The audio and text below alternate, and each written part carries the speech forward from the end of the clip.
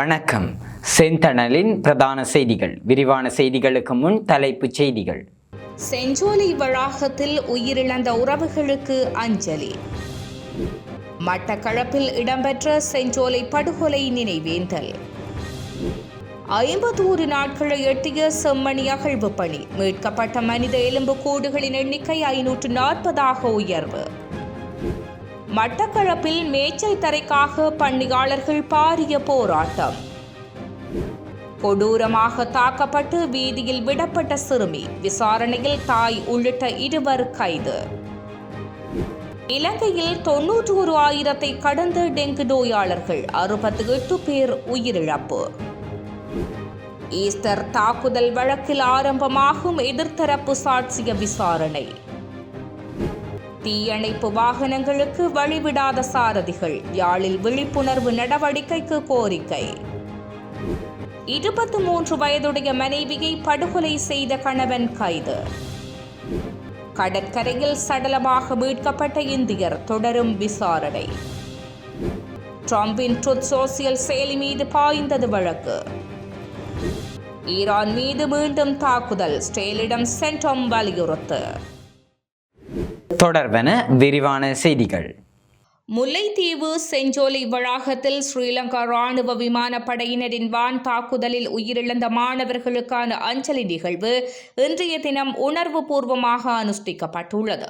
முல்லைத்தீவு வள்ளிபுரம் இடைக்கட்டு பகுதியில் அமைந்துள்ள செஞ்சோலை வளாகத்தில் பயிற்சிக்காக சென்றிருந்த மாணவர்கள் மீது இலங்கை விமானப்படை நடத்திய தாக்குதலில் உயிரிழந்த பாடசாலை மாணவர்கள் 53 பேர் மற்றும் பணியாளர்கள் 4 பேரினதும் 20வது ஆண்டு நினைவேந்தல் நிகழ்வு வான் தாக்குதல் இடம்பெற்ற இடத்தில் இன்றைய தினம் அனுஷ்டிக்கப்பட்டுள்ளது.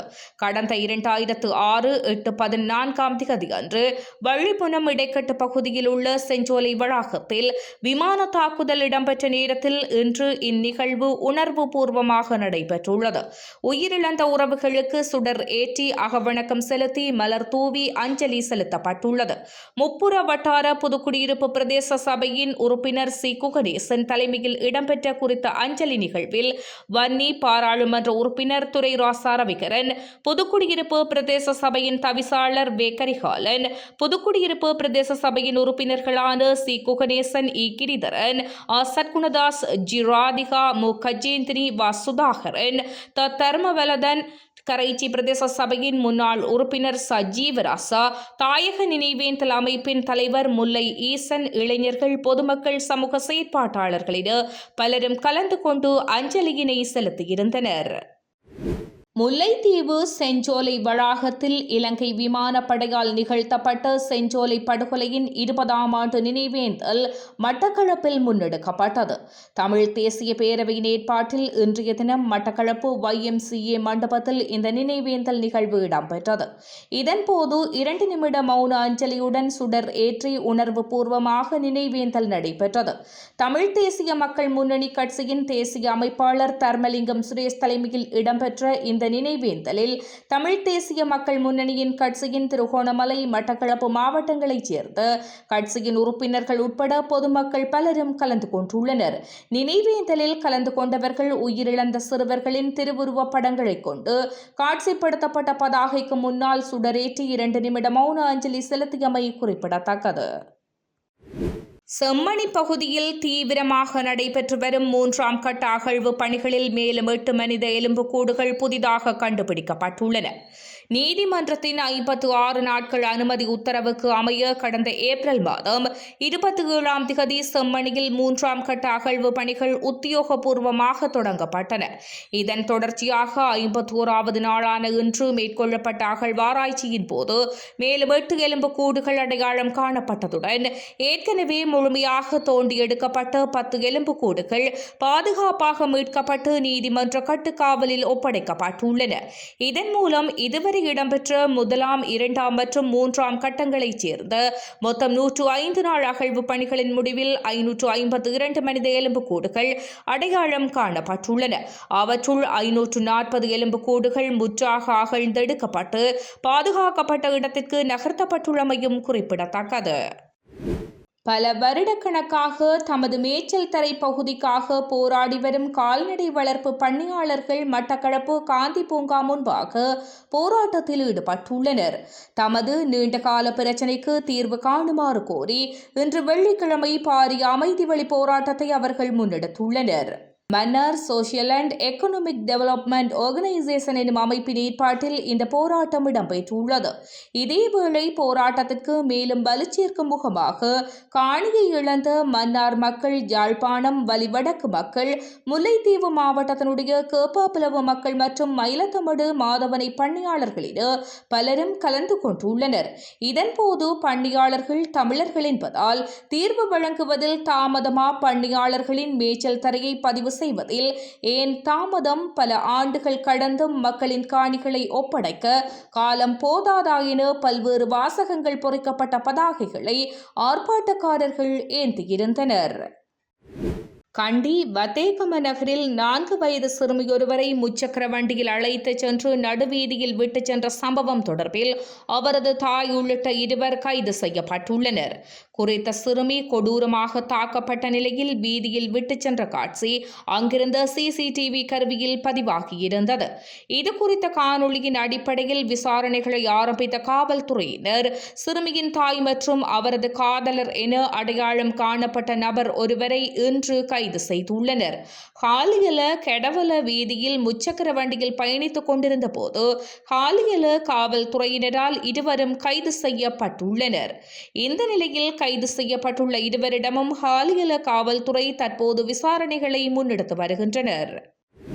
இலங்கையில் இந்த ஆண்டில் இதுவரை பதிவான டெங்கு நோயாளர்களின் எண்ணிக்கை 91,000 கடந்துள்ளதாக தேசிய டெங்கு கட்டுப்பாட்டு பிரிவு தெரிவித்துள்ளது.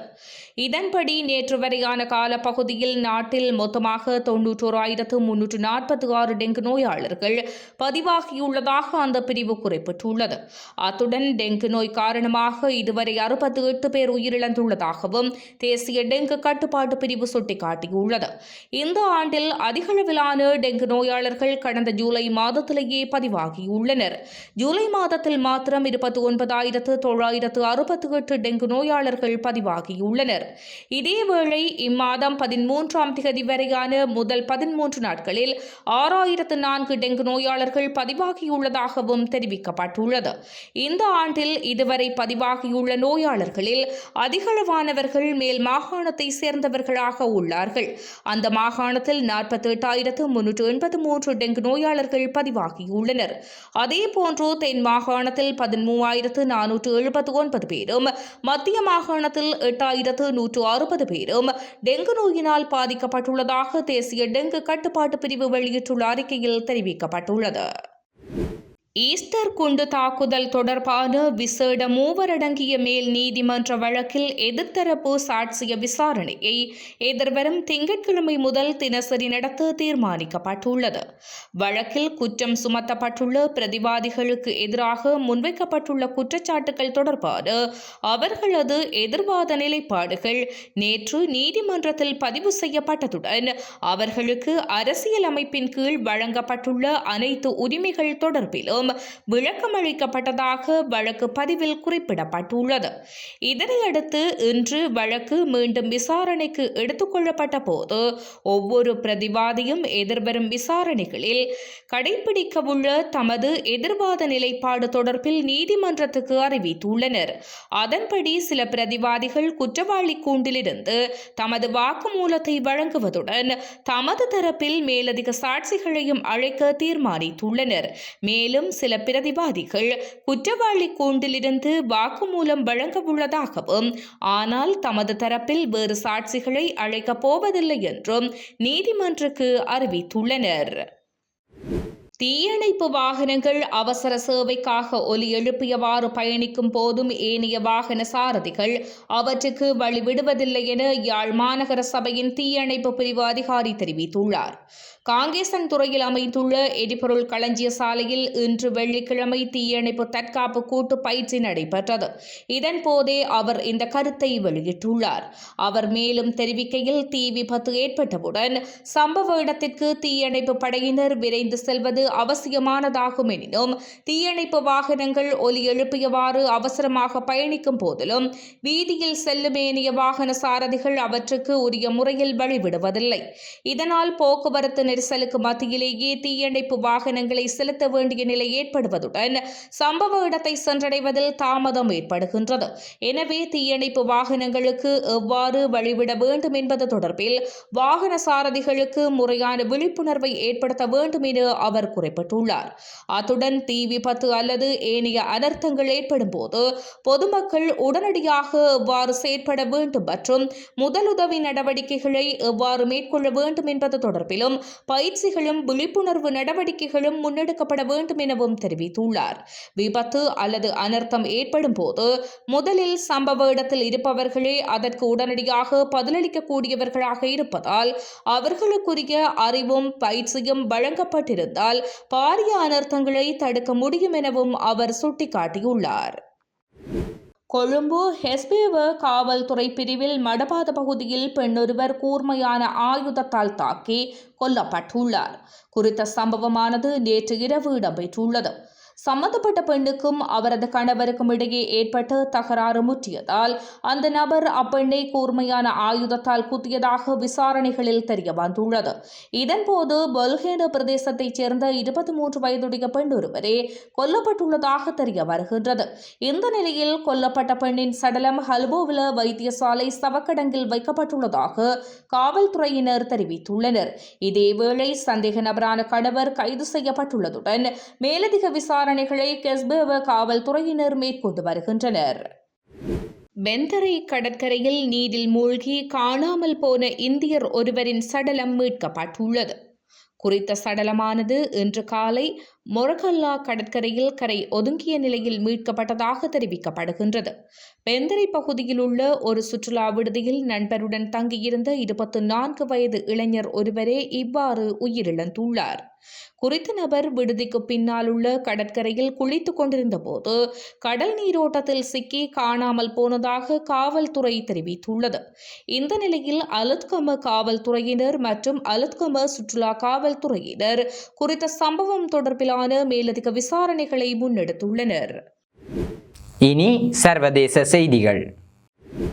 அமெரிக்க ஜனாதிபதி டொனால்ட் ட்ரம்பின் ட்ரூத் சோஷியல் சமூக வலைதளத்தில் அவரது பதிவுகளை மற்றவர்களுக்கு முன்பாகவே நொடிப்பொழுதில் பெறும் ட்ரூத் அப் எனும் புதிய சேவைக்கு எதிராக வழக்கு தொடரப்பட்டுள்ளது. நியூயார்க் கூட்டாட்சி நீதிமன்றத்தில் இந்த வழக்கு தொடரப்பட்டுள்ளது. தி இன்செப்ட் மற்றும் Freedom of the Press Foundation ஆகிய 2 அமெரிக்க ஊடக அமைப்புகள் இணைந்து இந்த வழக்கை தாக்கல் செய்துள்ளன. மாதத்திற்கு $1,00,000 வரை கட்டணம் வசூலிக்கும் இந்த சேவையின் மூலம் சந்தை பொருளாதாரத்தை பாதிக்கும் ஜனாதிபதியின் முக்கிய அறிவிப்புகள் சிலருக்கு மட்டும் முன்கூட்டியே கிடைப்பதாக மனுவில் தெரிவிக்கப்பட்டுள்ளது. இது மிகவும் ஊழல் நிறைந்தது மற்றும் அரசியலமைப்பு சட்டத்திற்கு முரணானது என்றும் மனுதாரர்கள் சுட்டிக்காட்டியுள்ளனர். இதற்கு பதிலளித்துள்ள Trump media enter technology group ஜனாதிபதியை தணிக்கை செய்யும் நோக்கத்துடன் இடதுசாரி செயற்பாட்டாளர்கள் நீதிமன்றத்தை தவறாக பயன்படுத்துவதாக குற்றம் சுமத்தியுள்ளது.